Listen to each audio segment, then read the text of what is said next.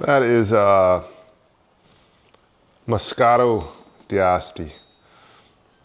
This is kind of a sweet wine. And it's gonna go with this, because I'm supposed to start this, and it's gonna be very difficult. I'm gonna try to read instead of listen. This will be the second book I've ever read if I get through, but I'll probably end up switching to earbuds at some point. Not a big drinker, but maybe once a month I'll have a drink. Maybe about once a month, have a glass of wine, red wine, or white wine, or a mixed drink. Just was never into it, you know? My dad was an alcoholic, and as a 12-year-old kid, I would spend my weekends going to rehab, right? And so I ran from that at all costs. I ran from it. I never understood it, how somebody can let a substance control them. I guess that's part of what we're supposed to do as humans, is try to, I gotta put this down for a second. This thing is not coming off. Try to be better than the generation before, and ultimately, I don't really want to say like better, but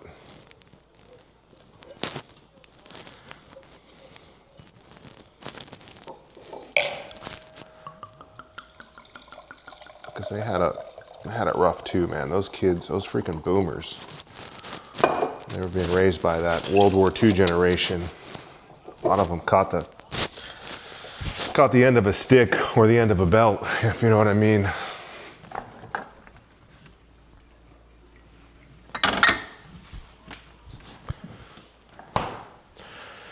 In my dad's case, his mom died of polio when he was 5 and just had a rough life. Ended up going AWOL from the Marines.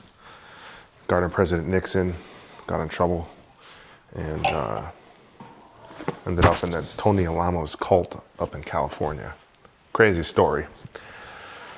Anyways, him and my mom, they became, I guess you could say, spiritual, ultra religious, and somewhere in the Bible it said, move to the mountains, because there's going to be a coming apocalypse. And so one day my mom packed up us 4 kids, and we headed for the woods in Maine, and that's where I've been ever since. That's why I'm here. And so I never took a liking to drinking beer. Beer is disgusting to me. I know a lot of people love it. My son loves Guinness. He's a Guinness fanatic. But I fell in love with just the way things are made. Whiskey, wine. I've been all through Tuscany. And I don't know much about it. I've got friends who are sommeliers. I'm certainly not. But I do appreciate the craft and the art of it. Just like everything. Just like making a boot, making a pair of jeans, making wine. I think it's pretty special. And so I'm going to enjoy that. Wow. Getting some of this. I'll let you know how it goes. Yesterday I spent reading most of this book, maybe a little over halfway through, and I'm headed to France tomorrow. I got to get back and got to get back to the house and pack. But I'm gonna read a little bit more first. You know, I feel like I lived this thing. So those of you who have never read it, you should.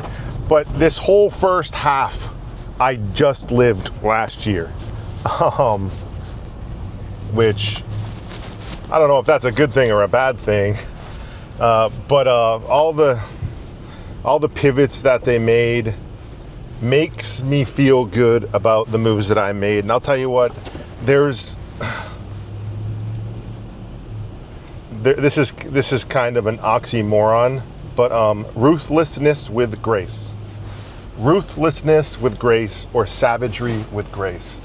Gosh, do those words even go to freaking together? Like, not really. But, you know, last year, and I wasn't going to talk about this, but now after reading this, like, they're revealing all. I'm just going to share everything. Last year was probably the hardest year I've ever had in business. Outside of the early years of Origin, when when I had to like remortgage my house, and we would go with a week without getting an order. Like those were hard times also. But we lost a bunch of money last year. I had put a team in place. I hired designers, and I hired planning people. I hired like business intelligence folks, quality and supply chain operations, and I installed all these people, and I failed at one thing, and I hate to use the word fail because I really don't believe in failure. Really, it's tuition. I paid a massive amount of tuition, $6 million, myself and my partners paid last year, but it's all from a decision that I made, right? Like, I'm driving the business. So I installed all these people, and then I didn't have them present back to me the plan based off of the strategy or a pro forma for what the year is going to look like and how we're going to get there. So I installed a bunch of people and then had faith they would know what to do. And I will never do that again for the rest of my career as an entrepreneur, because it was a huge tuition payment that I made, and a lack of leadership too. And what I discovered through this process is there's no silver bullet. There's no one person that has all the answers. And in this book, funny enough, Bill Ford resigned as CEO from Ford and hired a guy named Alan Mulally. I'm not even sure if I'm saying that right. And Alan said in the book, he's not going to cut anybody loose, but some people are going to fall out. And it's so funny because I said the same thing a different way last year. I said the monster is going to eat people because it's going to get really hard, and it's going to get harder before it gets easier. In the ride down, there's a lot of momentum before you can go back up, and that's scary. Like going down a roller coaster when it takes your breath away and you feel like your heart sink. Like that's how it can feel in business, psychologically, not physically. Yeah, there's also physical implications too, but psychologically it can feel like you're sinking, right? In last year, the cost of our growth at Origin was tremendous, and we lost $6 million last year with that growth. And I didn't want to do it again. I recognized this about 6 months into the year. I had stepped away at the beginning of the year to drive Jocko Fuel, and I was in New York City a lot. I was meeting with bankers a lot of meetings, and I kind of handed the reins off to a new team for Origin, and I let them run with it without a lot of oversight, and that was also a big mistake. Just because you may hire people with these big, deep resumes doesn't mean that they're going to be able to step into your business and execute the way the business needs. Because the first step is learning the business needs, and learning the business, and learning about the people, and learning about the product, and really embedding yourself in the culture. And I didn't do that well last year with my new group of folks. So what ended up happening is midway through the year, we were ballooned on inventory, $14 million. We had purchase orders out for millions more, and our seasonal offering, we weren't manufacturing things on time. We weren't receiving things. We were not only using our plants, but we were using 8 other factories in the U.S. Nothing arrived on time, so we didn't hit the sales projections. And we got way over our skis. And when I stepped back in I think it was like June, July, August, somewhere around there, I knew what I had to do immediately.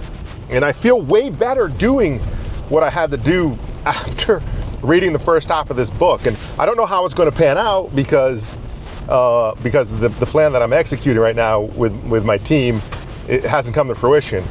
And I haven't read the other half of this book to see if their plan came to fruition.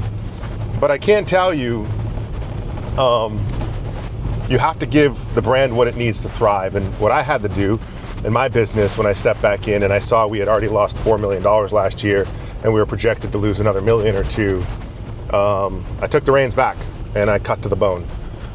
And that sucks having to do that. I had to match the capacity to the revenue.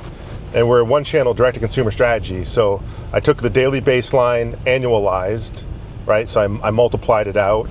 And then I said, we're going to have to match our capacity to the revenue. And then I need you to go find me another $2 million in the back end of the business on top of that. So cutting to the bone, you use two tools actually to do this. You use a sledgehammer and you use a scalpel. So what do you use a sledgehammer on? Well, I used a sledgehammer on everything external, right? So when it came to, pulling back purchase orders, when it came to potential partnerships, I was just to the point, matter of fact, not a lot of time to debate over it, right? Some phone calls, some emails, as thoughtful as I could be in the moment, knowing that some shit had to change urgently. I tried not to burn any bridges. I'm sure there's some folks that are upset with me, but I used a sledgehammer, and then inside the business, I used a scalpel. I had to be much more careful with what we carved out with the scalpel. And I knew that through this process, there was going to be a problem with attrition. I knew some folks were going to get really, really uncomfortable. And I knew the folks who would hang in there with me would be in a much better place. And because they paid that tuition with me, they'll never make the mistakes again, right? And so I cut down to the bone through attrition. Some other people fell out that were straddling the threshold, and I shrunk the room. And that room that I shrunk is my square group or my octopus group. Shrunk the room down to basically myself and 4 other people. And I recasted a vision for the next 10 years. We did a SKU rationalization, so we rationalized the whole product roadmap. We dumped most of it from the line plan. We leaned into our basics, our core basics again, blue jeans and boots and bottoms. Recast a vision for this menswear category, and repositioned how the brand was going to come to life through this new wearing occasion.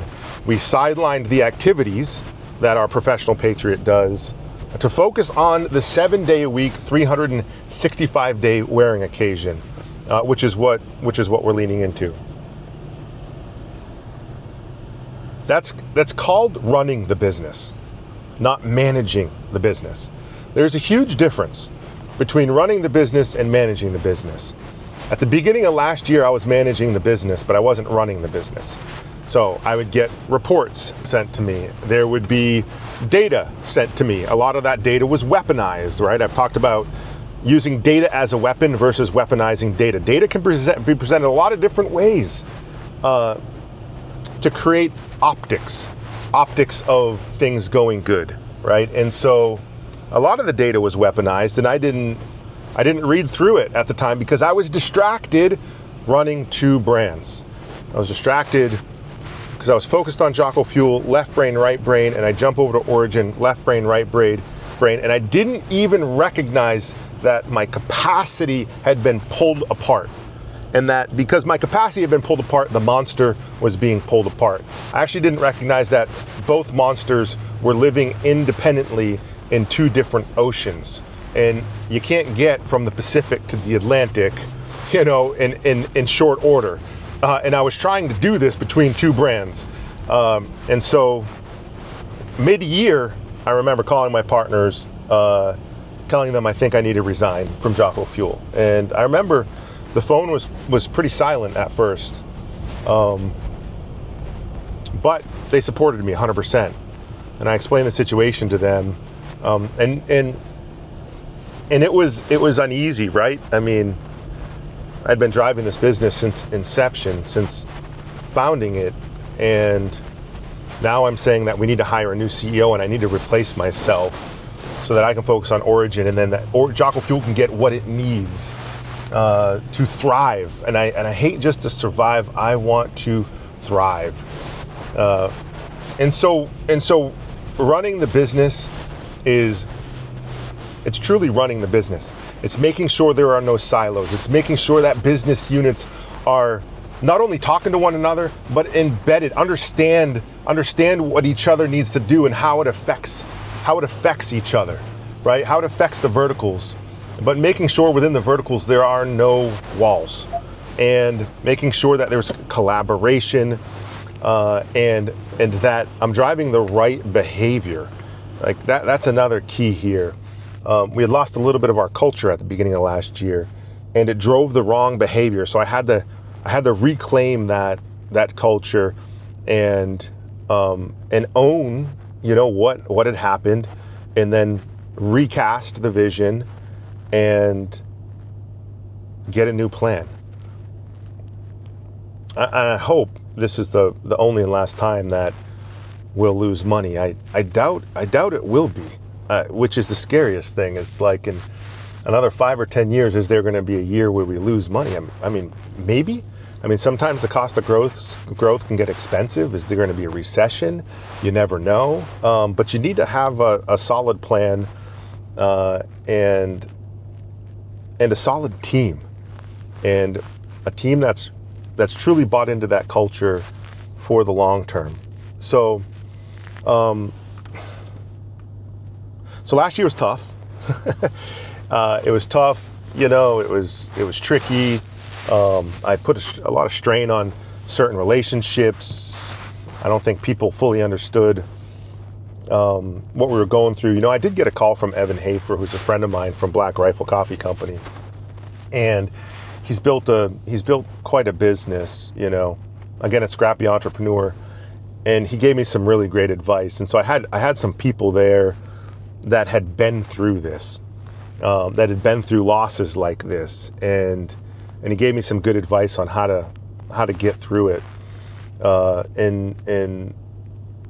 In other instances, I had relationships where they didn't understand, or I didn't do a good job explaining where we're at, or they didn't want to hear it. They didn't. It just wasn't their world, and so some of those relationships were strained.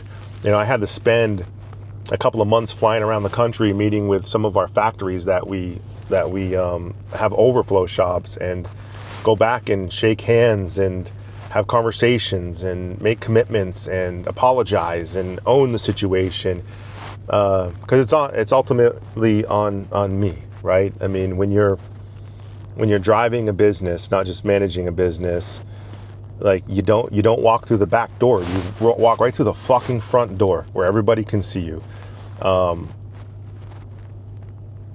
can't hide. You can't hide from the problems.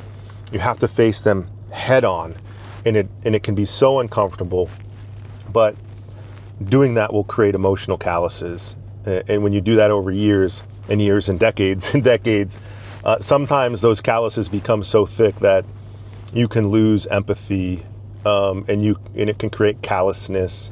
And so I talk about grace and trying to have as much grace as possible when you're taking out the scalpel or the sledgehammer to make these moves. So anyways, I think this was reassurance that some of the moves I made last year were the right moves, and that driving a business isn't rocket science. It's not. There's no secret sauce. You've got billionaires running Fortune 10 companies making the same mistakes. And I think that was what was most revealing to me is like, I'm a guy that dropped out of college and has only learned through doing, but you have generational entrepreneurs and they can make similar mistakes. We're all human. And sometimes I think nobody knows what the fuck they're doing. At times I think that. And I know that's probably not true, but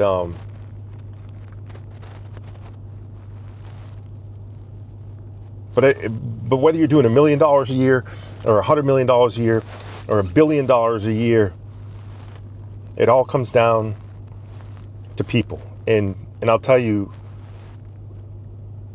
leadership. And good leadership can't fix bad planning, but good leadership can recognize bad planning and over time swing the pendulum back to baseline. And that's what I'm discovering in this book, which has a lot to do with not only leadership, but casting a long-term strategic vision, building a better culture, and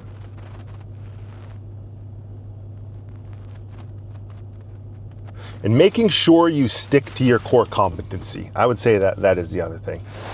So anyways, I'm gonna try to finish reading this today, and then I gotta get back and do some packing, and I'm gonna show you what I'm packing for this trip to France, because it's all Origin, or the majority Origin, and it packs down so nicely with some of our GTFO products and technical products. So I'm gonna get you that also.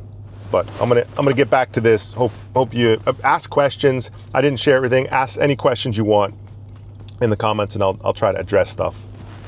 It's gonna be warm, and most of what I pack is Origin. So I'm gonna kind of show you how I pack Origin when I go overseas, and I go over quite a bit, a few times a year. I love going to Europe. I love going and studying history. I love getting lost in the old world. And as the years have progressed, I've been inspired. I mean, that's where I got the inspiration to start making Chelsea boots. That's where the idea for like kind of leaning into smart casual came from me. That's where the idea of making sure that all of our styles fit together with small changes and tweaks so that you can be anywhere in the world and plug in, really. So I'm gonna kind of show you my packing routine here and try to share. First of all, this hoodie is coming with me. This sage green hoodie. I only bring one backpack and one carry-on suitcase. So like the smaller carry-on, right? Never, ever, ever pack a full bag luggage, right? Like you don't need that much shit. If you pack smart, you can move quick. You're mobile. You're carrying a backpack and a little suitcase. You're good to go. Normally, I'm traveling at a minimum of 2 weeks, sometimes 3 weeks, and on occasion 4 weeks. This time around is 2 weeks, going into Paris, down to the French Riviera, coming back up, going up to Dunkirk. I want to learn that history of Dunkirk. Going to jump over to Amsterdam, and then to come back down to Paris. I want to be mobile on the train. So they have such incredible infrastructure over in Europe. So I need to be mobile on the train. Need to be getting on and off stops, and there's 6 of us traveling together. So we just got to be really efficient. This is kind of what I pack. First of all of this right here, which is a tiny little pile. This is all GTFO and 1 pair of Nano Rip shorts. So I use these for training. I try to hit the gym or run when I'm traveling. I do something, outside workouts, anything I do. So I use my Nano Rip shorts if I can be super casual wherever I am, if I'm lounging or if I'm training. I have GTFO shorts in 2 colors and GTFO pants in 2 colors.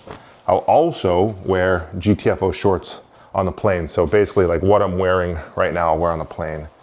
And I mean, you can just see how, this is 4 pairs. Look at how that shit packs down. It packs down to nothing. It weighs nothing. There's this whole like debate on synthetic textiles. And I've been trying to think about how I want to address this synthetic textile thing. We have to have synthetic textiles and synthetic products. The performance is really, really important. Okay, you ever heard the saying cotton kills? Like if you're hunting and you're in 100% cotton, it doesn't dry, it makes you cold. I mean, that's why we reinvented the jiu-jitsu gi, right? So there's a purpose for both. Natural fibers, cotton, wool, linen. I'm gonna pack some linen. Linen naturally keeps you cool. And natural fibers are super important, but synthetic fibers are really freaking important too.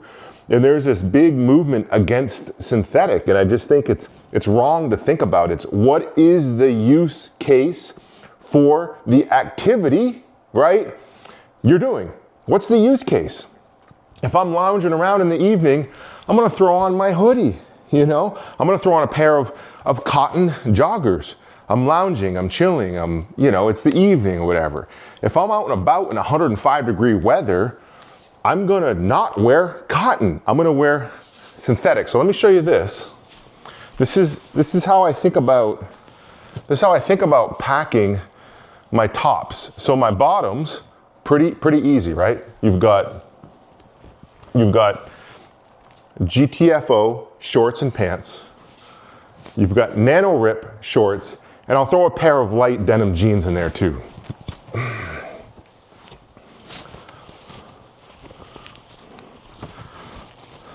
I'll throw a pair of light wash. I won't bring dark wash because it's just too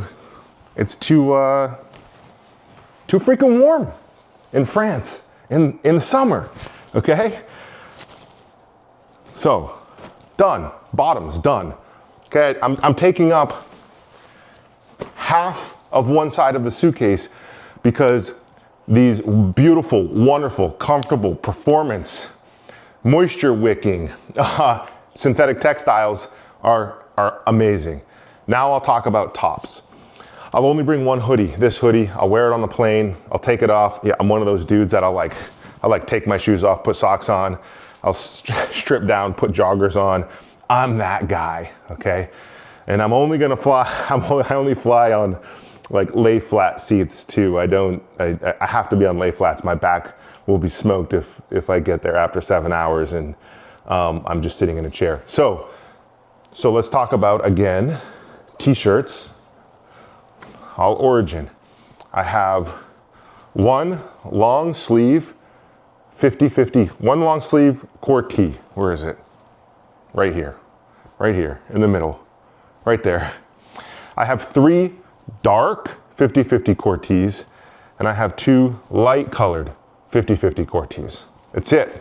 That's all I'm bringing for t-shirts. Done. Now let's talk about synthetics. I'm gonna bring 2 sun shirts, 1 short sleeve sun shirt.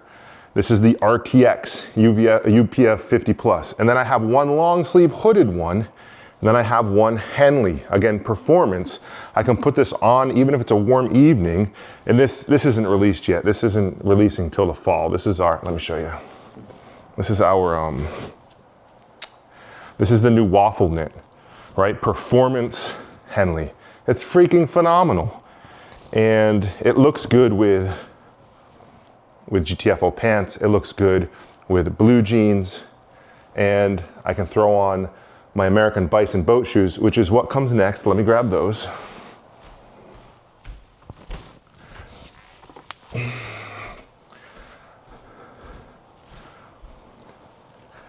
American Bison boat shoes. I'll wear these with shorts. I'm gonna wear them with blue jeans. I'm gonna wear them with GTFO pants. Everything can go with this, and I'm gonna only then pack 1 pair of sneakers. That's one of the few things that is made by communist China that I'm gonna pack, because we haven't made sneakers yet, but I'll pack a pair of, actually I don't know where they're made, they're Ons. Maybe they're made in Switzerland, okay? So I'll pack 1 pair of sneakers, 5 pairs of skivvies, 5 pairs of wool socks, smart wool socks actually. And that's it. That's all I bring.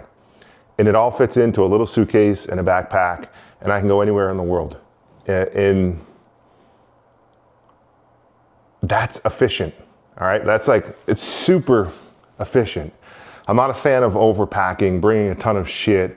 It just doesn't make sense. And you can obviously you can wash stuff, right? So like you get somewhere, you know, whether it's a Airbnb or a hotel, and you know, after 5 days, you wash the stuff, repack the bag. It's really, really, really, really simple. This is the only way to travel. When I'm traveling inside the United States, I travel with just a backpack because we make products that pack down so well, especially the GTFO travel pant, which is what I'm bringing, and the GTFO 1995 short, which is what I'm bringing. And it looks good casual, it looks good smart casual. You just gotta change your footwear and the top, and that pant, it blend into whatever you want it to be. And the nice thing is your body heat will basically has a wrinkle release. So a little bit of body heat and all those wrinkles come out, which is phenomenal. Other than that, you know, computer, charger, and headphones. When I'm on the train, which I'll be vlogging on the train, I'm sure in Europe, especially going from Paris down to Nice, it's like a 6-hour train ride.